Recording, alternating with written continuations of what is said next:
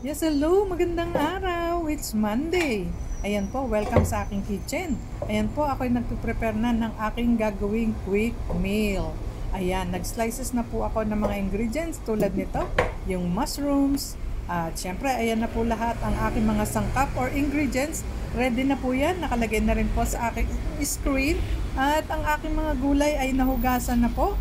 At talagang mag-uumpisa na po tayong magluto. Ayan. At syempre, meron din po akong dalawang itlog na akin na po itong inilagay sa lalagyan at beaten na po siya. At gagawin ko po na scramble yan. At habang mainit na po ang aking kawali, akin na pong hinulog ang dalawang pirasong itlog. At syempre, saglit lang naman po yan maluluto at ating hahanguin at iset aside lang po natin saglit. At pagkatapos nga, ayan, sa mainit na kawali, meron pa rin pong mantika. Nilagay ko ang ginger at ang aking lean meat. Atin lamang po iba-brown niya ng bahagya. At saglit din naman siyang maluto dahil malambot po ang ating binibiling karne. Ayan.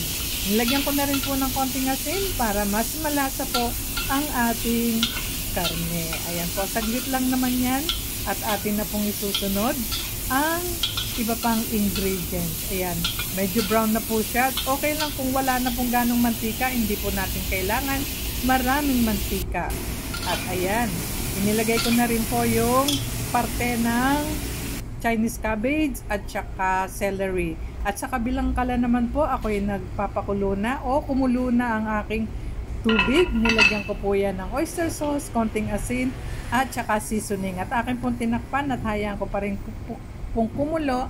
At ayan, nilagay ko na po yung unang ingredients na aking ginisa. At syempre, in the low fire lang po yan para hindi naman siya kaagad luto na. At yan, akin na pong isinunod ang rice cake na aking in-slice na. At saglit lamang po yan, wala pang 5 minutes ay maluluto na. Pag nakita nyo pong tumaas na ang rice cake, okay na siya.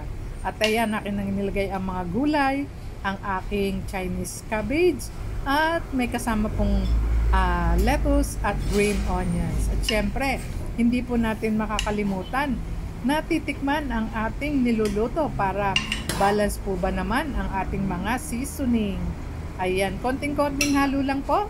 At akin naman pong ilalagay na ang huling ingredients na ating piniritong itlog. Ayan, ready na po.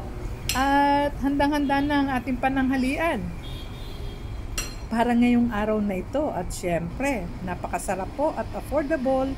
Ready na to serve ang ating rice cake with lean meat, fried eggs, and vegetables. Thank you for watching.